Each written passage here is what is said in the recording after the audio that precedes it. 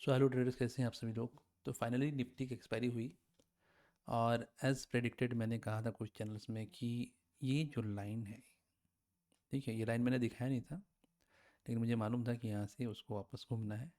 और 900 तक बहुत ही मेजर इसका रेजिस्टेंस था, 25,900 के आसपास।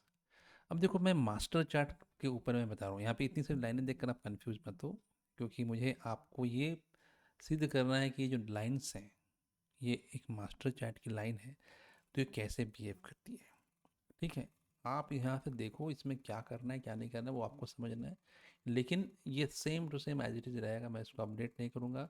और देखना कि इसमें वही चीज़ हो रही है या नहीं कल की डेट में जो आज मैं बोल रहा हूँ। ठीक है, तो देखो ये एक बहुत इम्पॉर्टेंट रेजिस्टेंस लाइन है। ठीक है, इसका फंडामेंटल आप समझोगे ना, कि वो तिरछी जो है किस तरह से काम कर रही है, तो वो फिर कभी समझाया जाएगा उसमें। यदि आप पर्सनल क्लासेस लोगे तो फिर आप समझोगे, अदरवाइज ऐसे नहीं समझ पाओगे। तो देखो, अभी मार्केट में ये 716 में है, लेकिन ये एक जो लाइन है ना, इसी लाइन पे आप ध्यान देना कि ये लाइन जो है इतनी जल्दी ब्रेक नहीं कर पाएगी। हाँ, अगर हम गैप अप के साथ खुले तो एक पॉसिबिलिटी बनती है, अगर गैप अप मान ले यहाँ होता है तो यहाँ से टकरा के गिरेगा। मतलब ये 878, इसको मान के चलो, ये 878 को पार करना इसको इतना पॉसिबल नहीं है। सेलर्स क्या करते हैं, इसी जगह पे सेल करेंगे, जब इसमें टच हुआ ना तो उसी वक्त सेल कर दो, तो आपको मिल जाएगा 15-20 मिनट में ही आपको जो है 900,000 रुपये आ जाएंगे, अगर एक लॉट में आप कर रहे हो। नीचे में देखो अभी क्या होगा, कि इससे टकरा के जो है ना, ये नीचे गिरने की कोशिश करेगा। कहाँ तक वो देखना है आपको। ये हो सकता है यहाँ तक भी गिरे, इस जगह तक, मतलब 700 के आसपास। मतलब यहाँ से टकराव होगी तो 700 तक गिरेगा, अगर मार्केट सब नॉर्मल कंडीशन में चल रही है, तो कोई ग्लोबल क्यूज नहीं है इस टाइप से।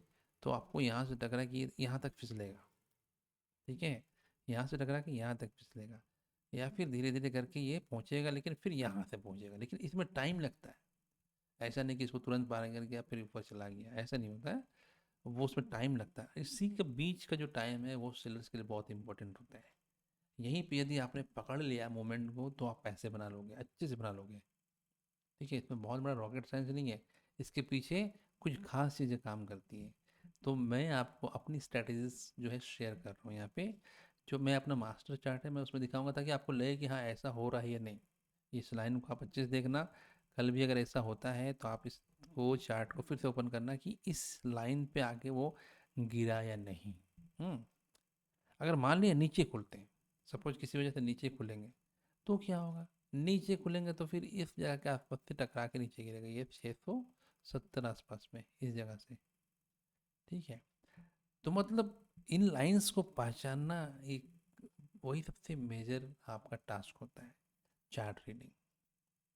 न्यूज़ कुछ भी हो, लेकिन इन चार्ट्स पे कहाँ पे पोजीशंस बन रही है उसको ध्यान देना पड़ता है। तो निफ्टी में जो है कल का लेवल जो मैं बोल रहा हूँ कि 800 में एक रेजिस्टेंस होगा, ऐसा नहीं कि इसको पार नहीं करेगा या एकदम बिल्कुल यहाँ पे धड़ाम से नीचे गिर जाएगा, ऐसा नहीं है। ये मतलब यहाँ पे आके उसको टकराव होगी, टकराव, और हो सकता है वहाँ से फिर ये यहाँ तक फिसले 681 तक। अदरवाइज अगर काफ़ी देर यहाँ घूमा तब आप समझना, और इस जगह पे रेस्ट लिया 753 में, देन ये ऊपर की ओर उठ सकता है। तो आप भी देखो कल क्या होता है, और उसके अकॉर्डिंगली आप ट्रेड कर सकते हो। और मैं बता रहा हूँ, अगर ट्रेडिंग आपको सीखनी है या ट्रेडिंग करनी है तो सबसे पहले कुछ पैसे अपने इन्हीं स्ट्रैटेजी से बना लो। कम से कम 5,000 रुपये बनाओ ना, उसी 5,000 को फिर आप ऐसे ट्रेड में डालो जहाँ पे आपकी पॉसिबिलिटी और ज़्यादा बनती है। ठीक है, तो आपका जो है लॉस नहीं होगा। आपको कितना करना है, आपका एक जो स्टार्टिंग का जो कैपिटल है ना, बस उसको डिसाइड करना है कि हाँ मेरे पास 10,000 रुपये है, मुझे 10,000 रुपये के साथ ट्रेडिंग करनी है। हाँ मेरे पास 20,000 है, किसी के पास 1 लाख रुपये, किसी के पास 10 लाख रुपये है। ठीक है, अल्टीमेटली आपका रिस्क कैपिटल कितना है उस पर डिपेंड करता है। लेकिन उस पर इसलिए डिपेंड करता है कि आपका कितना लॉट साइज होना चाहिए, उसके ऊपर डिपेंड करता है।